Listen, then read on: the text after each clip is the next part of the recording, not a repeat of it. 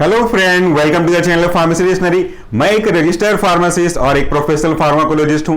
मेरे पास टीचिंग में 10 साल से ऊपर का एक्सपीरियंस है और आप देख रहे हैं हमारी मेडिसिन रिव्यू की एक्सक्लूसिव सीरीज। इस सीरीज में हम बात करते हैं कुछ कॉमन मेडिसिन की बेसिक फार्माकोलॉजी के बारे में, ताकि आप ये जान सकें कि जिस मेडिसिन का यूज आप कर रहे हैं वो असल में काम कैसे करती है। और अगर आप एमबीबीएस के स्टूडेंट हैं तो डेफिनेटली आपको ये काफी ज्यादा काम आने वाला है। तो इस मेडिसिन रिव्यू सीरीज में आज मैं जिस प्रोडक्ट के बारे में बात कर रहा हूं, इसका जो ब्रांड नेम है वह आपका बीसो हार्ट। बीसो हार्ट यानी कि यहां पे अगर हम समझने की कोशिश करें तो इससे एक चीज तो क्लियर होती है कि ये एक ऐसी दवाई है जो कि आपके हार्ट पे काम करती है, आपके हृदय पे काम करती है। और डेफिनेटली कोई ना कोई इशू अगर आपको फेस करना पड़ रहा है तब जाकर के उस इशू को मैनेज करने के लिए, कंट्रोल करने के लिए ये दवाई आपको आपके डॉक्टर ने प्रिस्क्राइब की होगी।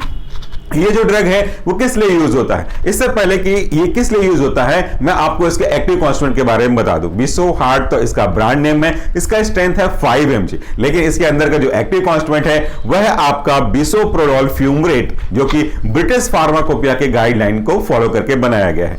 अब जो ये आपका बिसोप्रोलोल है ये बिलोंग करता है बीटा एड्रेनर्जिक रिसेप्टर ब्लॉकर को, शॉर्ट में इसे बीटा ब्लॉकर भी कहते हैं। अगर आप और स्पेसिफाइड करें अंदर जाकर के तो ये बीटा 1 एंटागोनिस्ट का भी काम करने का करता है रोल।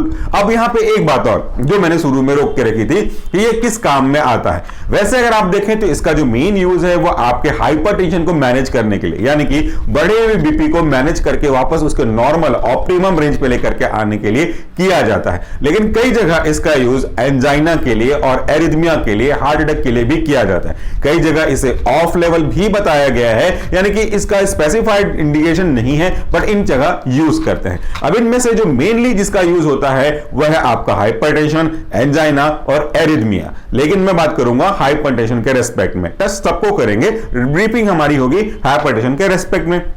हाइपरटेंशन यानी कि ब्लड प्रेशर एक ऐसा कंडीशन है उस केस में जो आपकी ब्लड वेसल है ना, जो आपकी नलिकाएं हैं खून की, उनमें बहने वाला ब्लड थोड़ा जो प्रेशर एक्स्ट्रा अप्लाई करता है आपके एट्रियल वॉल के ऊपर, तो उस प्रेशर को हम लोग बोलते हैं बढ़ा हुआ ब्लड प्रेशर। और जो नॉर्मल प्रेशर अप्लाई कर रहा है that is simply normal blood pressure, या सिंपली इसको शॉर्ट में ब्लड प्रेशर की ही बोलते हैं। ब्लड प्रेशर प्रॉब्लम नहीं है, ब्लड प्रेशर का बढ़ जाना या ब्लड प्रेशर का घट जाना ये प्रॉब्लम है। अगर नॉर्मल ब्लड प्रेशर नहीं रहेगा तो भाई ब्लड किस तरीके से आपके बॉडी हर एक पार्ट पे पहुंचेगा। जैसे अगर आपको पानी को नीचे से ऊपर छत पे पहुंचाना है 4-5 मंजिल में, तो वो पंप के थ्रू ही तो हो पाता है। और पंप अगर प्रेशर अप्लाई नहीं करेगा तो फिर उस पंप का बेसिक पर्पस ही क्या रह जाएगा।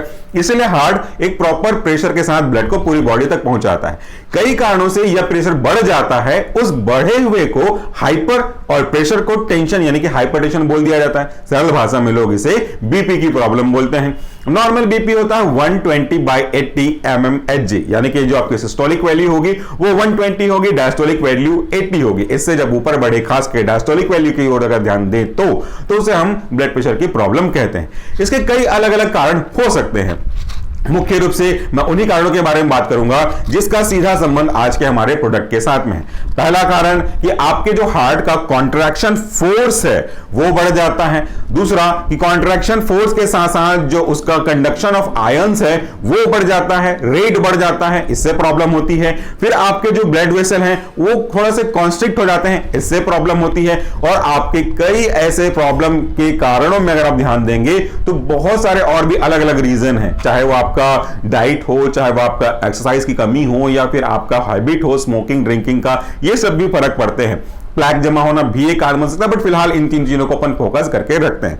इन प्रॉब्लम की वजह से क्या होता है कि आपके हार्ट के ऊपर एक्स्ट्रा प्रेशर बढ़ता है। अगर आप बहुत ज्यादा फास्ट बीट करेगा तो वो एरिथमिया के लिए भी रिस्पॉन्सिबल है, जिसको हम लोग टैकीकार्डिया के रिस्पेक्ट में बात करेंगे, क्योंकि उसका जो मतलब होता है वो हार्ट रेट का टू फास्ट हो जाना होता है। तो उसको कम करके, हार्ट रेट को और हार्ट के कॉन्ट्रैक्शन फोर्स को दोनों को कम करके हम ब्लड प्रेशर को कम कर सकते हैं। साथ ही जो ब्लड वेसल संकरे हो गए हैं इसको वापस से उनके पहले जैसी वैल्यू पे लेकर के आकर के भी हम ब्लड के प्रेशर को कम कर सकते हैं। और ये जो आपका बीटा ब्लॉकर कैटेगरी का ड्रग है, बीटा रिसेप्टर ब्लॉकर बोल दीजिए, बीटा एड्रेनर्जिक रिसेप्टर बोल दीजिए, बीटा 1 एंटागोनिस्ट बोल दीजिए, सबका एक ही मतलब है। तो आज जो हमारा बिसोप्रोलोल है ये इसी तरीके से काम करता है। मैं आपको समझाता हूं कुछ इस तरीके से।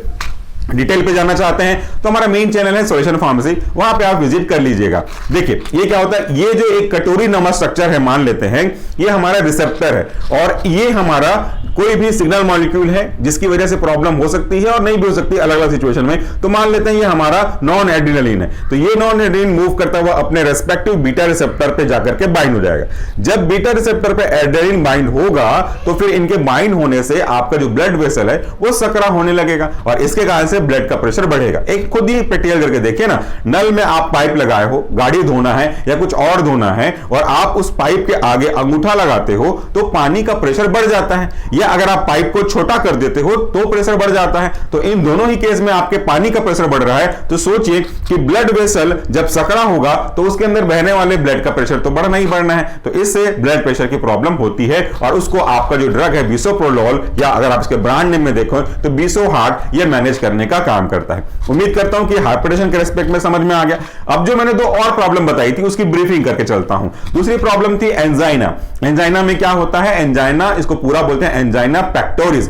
ये एक ऐसा कंडीशन है जहां पे आपके हार्ट को प्रॉपर ऑक्सीजन नहीं मिल पाता। ये जो ब्लड है हार्ट के लिए जो जाता है वो कोरोनरी आर्टरी के थ्रू जाते हैं, वहां पे कोरोनरी आर्टरी में स्पाज्म जनरेट हो जाते हैं, तो वहां पे प्रॉपर मात्रा में ब्लड और ब्लड के साथ प्रॉपर मात्रा में डिसॉल्व ऑक्सीजन ये दोनों नहीं पहुंच पाते, इससे फिर प्रॉब्लम होती है। तो वहां पे भी ये आपकी मदद करने का काम करता है। तीसरा प्रॉब्लम के बारे में बात किया, एरिदमिया या एरिदमिक कंडीशन। तो एरिदमिक का मतलब ही क्या होता है, रिदम का मतलब क्या होता है, सुर और ताल आपस में लय बना करके चलें। कदम ताल देखिए और आप परेड करते हुए सबके पैर एक साथ ऊपर नीचे मूव करते हैं, अगर ऐसा है, हार्मोनाइजेशन है, सिंक्रोनाइजेशन है तो वो रिदम है, अगर उसमें बिगड़ गया तो वो एरिदम या एरिदमिया है। वैसे ही आपके और मेरे हार्ट का जो नॉर्मल रिदम है वह 72 बीट्स पर मिनट, यानी कि 1 मिनट में 72 बार धड़कना चाहिए।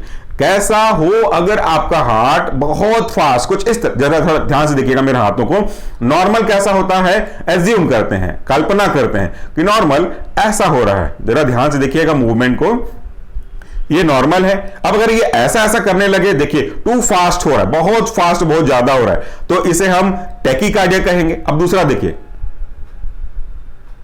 अब ये बहुत स्लो हो रहा है, इसे हम ब्रेडिकार्डिया बोलेंगे। तो टैकीकार्डिया और ब्रेडिकार्डिया ये अलग अलग सिचुएशन के हिसाब से इंडिविजुअल नाम है, दोनों को मर्ज कर दोगे तो अल्टीमेटली आपका जो नॉर्मल रिदम था वो तो चेंज हो गया ना, इसलिए इसको एरिथमिया कहते हैं। तो उसमें भी आपका जो बीटा ब्लॉकर है वो फोर्स ऑफ कंट्रैक्शन और आयन के हिसाब से, आयनोट्रॉपिक भी और क्रोनोट्रॉपिक भी, आपके हार्ट को थोड़ा सा कम प्रेशराइज करता है, जिससे आपके रिदम वापस से मेंटेन होने की कोशिश करते हैं। तो इस तरीके से हमारा जो आज का ड्रग था बिसो हार्ट 5 mg, एमजी पे मत ध्यान दीजिएगा, वो डिपेंड करता है सीबीआईटी के ऊपर कितना दिया जाना चाहिए। असली में तो ड्रग हमारा बिसोप्रोलोल ही है, तो उसके ऊपर हमने समझा कि असल में ये काम कैसे करता है। दूसरी चीज अगर आपको मैं बताऊं कंसंट्रेशन, हालांकि मैंने बता ही दिया, तो पीछे में देखेंगे कंपोजिशन में each film coated tablet, film coated मतलब इसमें एक कोटिंग की गई है ताकि प्रोटेक्ट किया जा सके, इसमें है each film coated tablet contain bisoprolol fumarate Indian pharmacopoeia के गाइडलाइन के अकॉर्डिंगली 5 mg।